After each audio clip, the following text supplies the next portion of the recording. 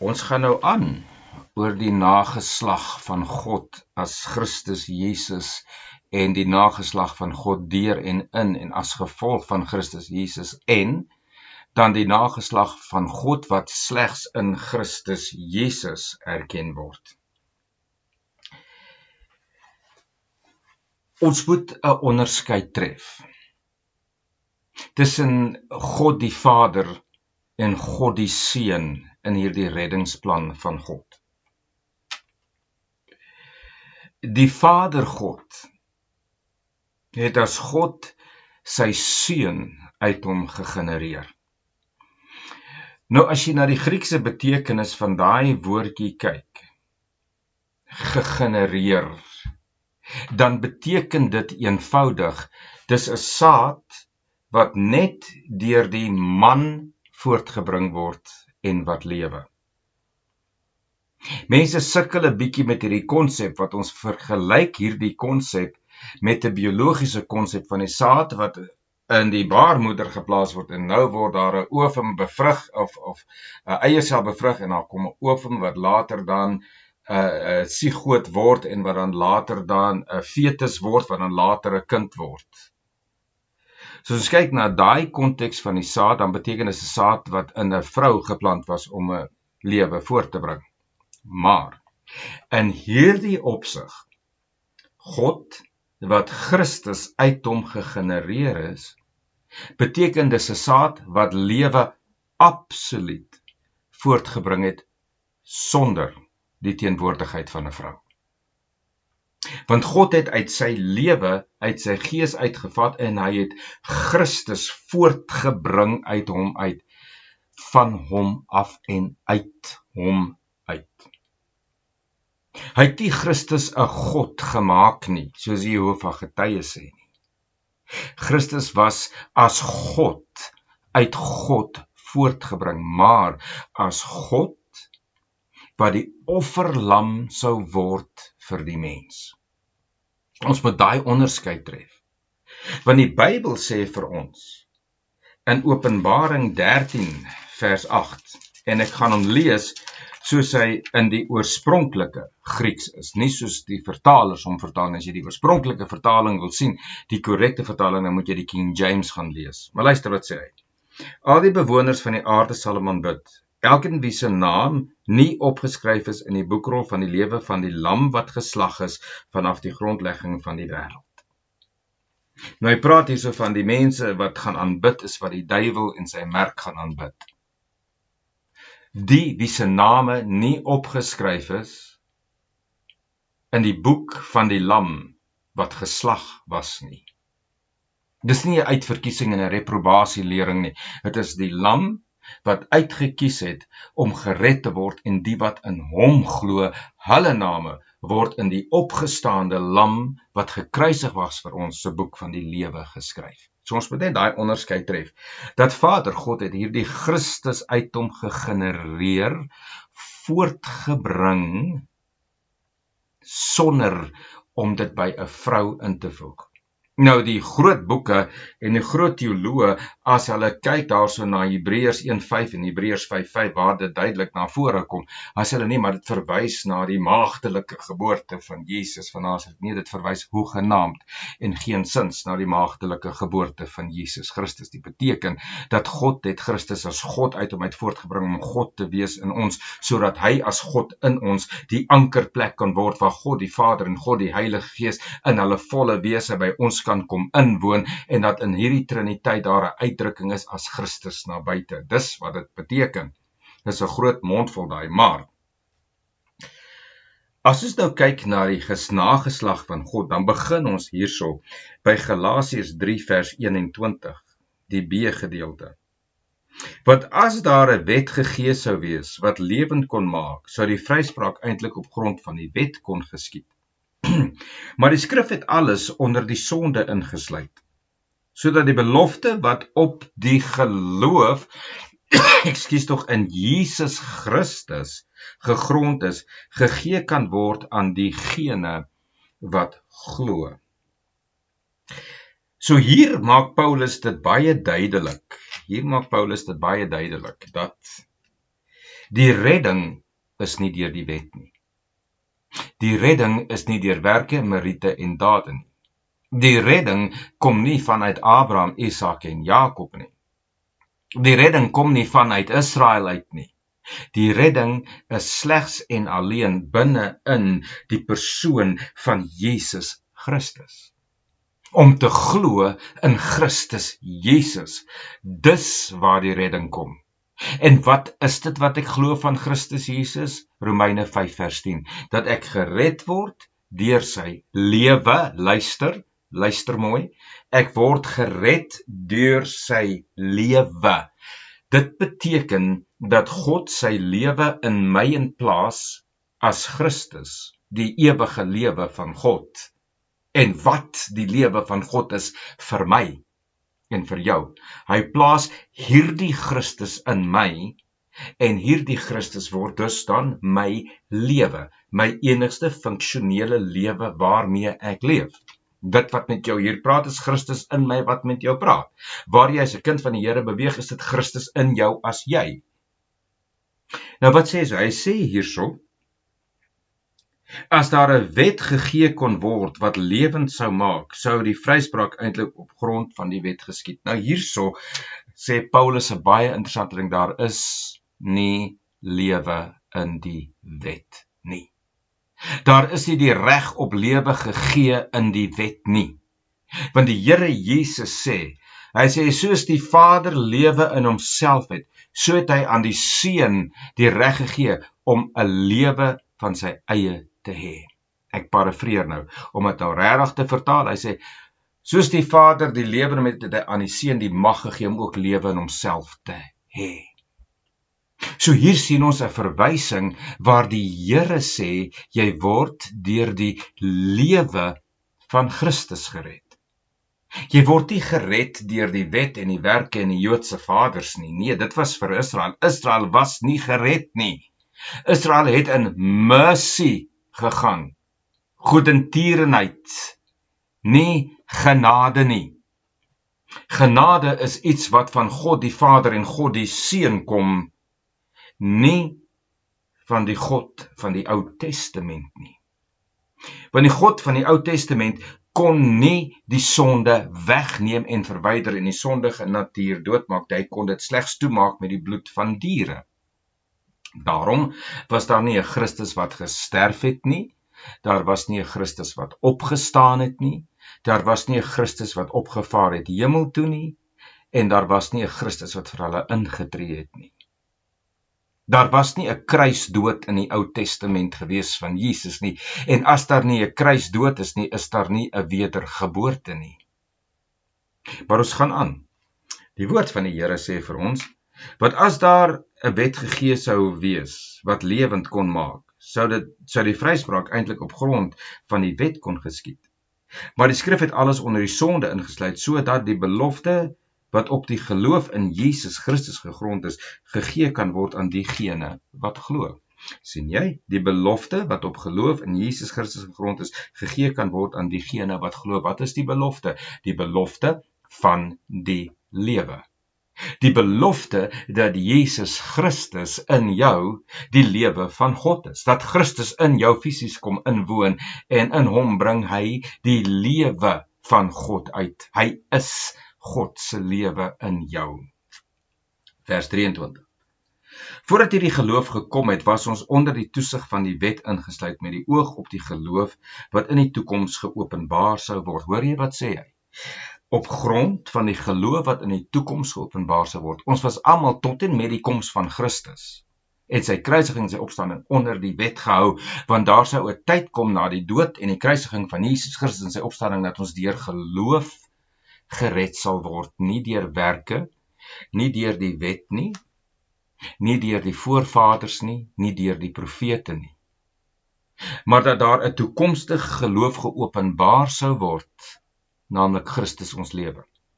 Kolossense 3 sê vir ons, wanneer Christus wat ons lewe is geopenbaar word, sal ons saam met hom in heerlikheid geopenbaar word. Want wanneer Christus wat ons lewe is, hoor jy? Wanneer Christus wat ons lewe is geopenbaar word, sal ons saam met hom in heerlikheid geopenbaar kan word. Want ons lewe is in Christus in God verborge aan die regterhand van God. So die lewe wat die Christen kry, is uitsluitlik op grond van die lewe van Christus. Die lewe van Christus is die lewende God opgestaan uit die doodheid, is wat in jou en in my funksioneer. Dit is die lewe waarin ons glo. Dit is die lewe waarin ons funksioneer. Dit is die lewe wat deur ons funksioneer as ons. Dit is nie my lewe nie. Dit is die lewe van Christus. Dit is die lewe van Christus in my, wat deur my na buite funksioneer. Maar nou gaan Paulus aan. En Paulus sê, die wet was dus ons oppasser met die oog op Christus, sodat ons deur geloof geregverdig kan word. Paulus sê, dat ons geregtigheid is Christus Jesus. Dat is op grond van Christus Jesus geregverdig sal word. Wat sê hy in 3 vers 16? Hy sê dat hierdie enkele saad is Christus Jesus. So dis die saad wat ons regverdig verklaar, en die saad wat ons heilig, en die saad wat ons red is, dis Christus. Nie Abraham, Isak en Jakob nie. Nie Israel nie, en nie die kennisse en die verbonde wat God met Israel gesluit het nie. Want al hierdie wat God beloof het aan Abraham was voor die wet ingestel, was nog voor Israel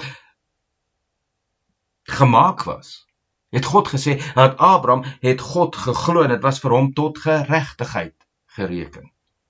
Soos ons kyk na Abraham, moet ons nie na Abraham kyk in die Christen na sy besnydenis nie, maar ons moet na Abraham kyk voor die besnydenis, voor die wet, toe hy geglo het in God.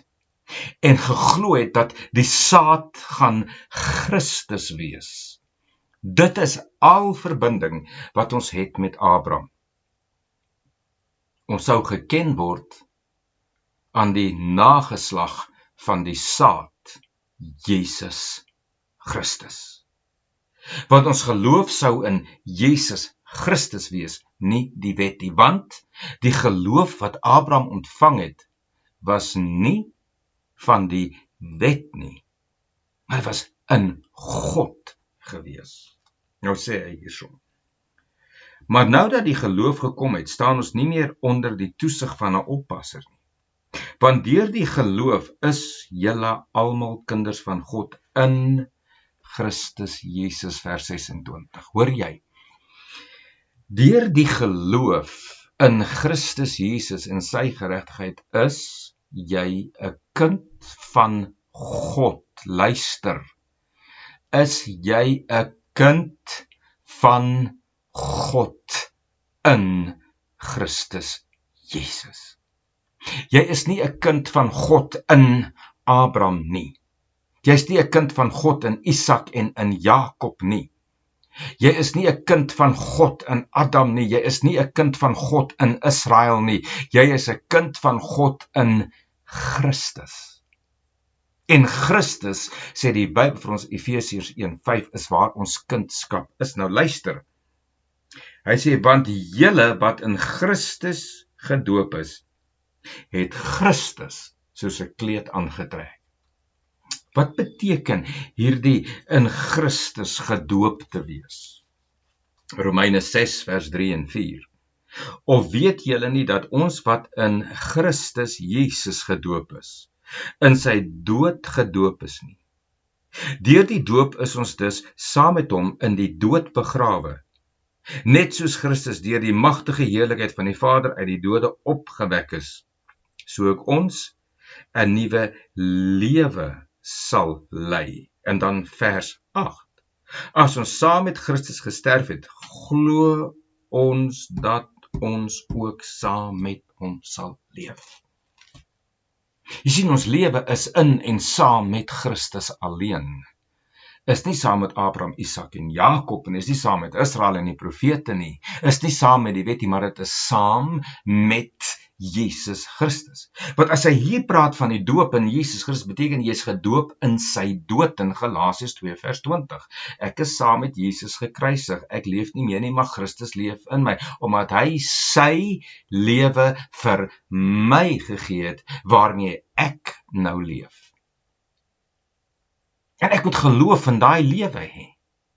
Dat daai lewe is daadwerklik in my, daai lewe is daadwerklik wat deur my funksioneer, daardie lewe is daadwerklik en waaragtig in my geplaas is God. Daardie lewe van my is my kindskap met God, en my kindskap vanuit God se saad uit, nie vanuit Abraham, Isak, Jakob of Israel nie. My kindskap is uit God. My kindskap word nie gevind in die wet en die profete nie. My kindskap word gevind in Jesus Christus. Nou sê daar is nou nie meer Jood of Griek nie, meer slaaf of vryman nie, manlik en vroulik nie. Want julle almal is een, met kolletjies op. Julle almal is een in Jesus Christus. Nou Paulus voeg daarby in 1 Korintiërs 6 vers 17, hy wat aan die Here behoort is een gees met hom. So dit beteken eenvoudig hierso, dat jy is een gees met Christus Jesus. Jy is een lewe met Christus Jesus. Jy en Christus is absoluut een, soos hy en die Vader absoluut een is. En omdat jy een is met Christus, het Christus jou versoen met die Vader, en is jy een met die Vader in Christus Jesus, want jou lewe is in Christus en God verborge aan die regterhand van God. Jou kindskap is in Christus. Ons is een in Christus alleen. Daar is nie 'n eenheid van kindskap met Abraham, Isak en Jakob nie. Kindskap kom alleen vanuit 'n sperm wat 'n vader gee. En hierdie saad wat ons gewederbaar het as kinders van God was die spermsaad van die Vader. So om 'n kind van die Here te wees is nie op grond van Abraham, Isak en Jakob. Ek is nie 'n kind van Abraham nie. Ek is nie. En ek het nie Abraham as my vader nie. Maar uit die nageslag van Abraham, Jesus Christus, die saad met 'n hoofletter, daaraan is ek geken. Ek is nie 'n nageslag van Abraham in die etniese saak van ek is nou 'n Jood nie, nou het ek 'n Israeliet geword. Ek is nie 'n Israeliet nie. Ek is 'n Suid-Afrikaner, ek is 'n Ierse Afrikaner, dis wat ek is. Maar die nageslag van Abraham was geken aan die saad, en sê Paulus hier, die saad is Christus Jesus. Daaruit kom die geslag van die Vader. Dit Jesus, wat die lewe van God is waarmee ek wedergebore is, sy bloed wat vir my gevloei het en vir my gereinig het, dit is waarin die nageslag van God gesien word en deur God erken word en deur God aanvaar word. Ek beteken nie nou dat ek 'n nageslag van Abraham is, nou sê ek 'n Israeliet nie, nee. Dit is as gevolg van die saad, Jesus Christus, wat aan Abraham beloof is, nie saade nie, saad, 'n enkel saad. Christus Jesus. Dis waar my oorsprong is. Hy sê hierso, daar is nie meer Jood of Griek, slaaf of vryman, manlik of vroulik, want julle almal is een in Christus. As julle, nou luister wat sê hy, luister, as julle aan Christus behoort, dan is julle die nageslag van Abraham en ooreenkomstig die belofte erfgename. Erfgename van wat? Erfgename van die volheid van Christus, die volheid van die godheid in Christus Jesus. Ek is nie 'n erfgenaam van Abraham. Die skrif lees nie, en julle die nageslag van Abraham ooreenkomstig die belofte en erfgename. Nee, hy sê, as julle aan Christus behoort, omkring daai ding, as julle aan Christus behoort, Christus die saad, dan alleen is jy die nageslag van Abraham. Nie gebaseer op hom as 'n Jood nie, nie gebaseer op wat hy gedoen het nadat hy besny was, maar voordat hy besny was, toe hy nog in God ingeglo het met geloof en as geregtigheid vir hom gereken is. Jy is die nageslag van Abraham, omdat jy aan Christus behoort, maar dit maak jou nie 'n Israeliet of 'n Abrahamiet nie. Dis net omdat jy geglo het in Christus, soos Abraham geglo het in God. En om jy in daai saad geglo het, daai saad bely het is jou lewe. In daai saad, Jesus Christus, is jy 'n kind van God, nie 'n kind van Abraham of Israel. Ons praat weer.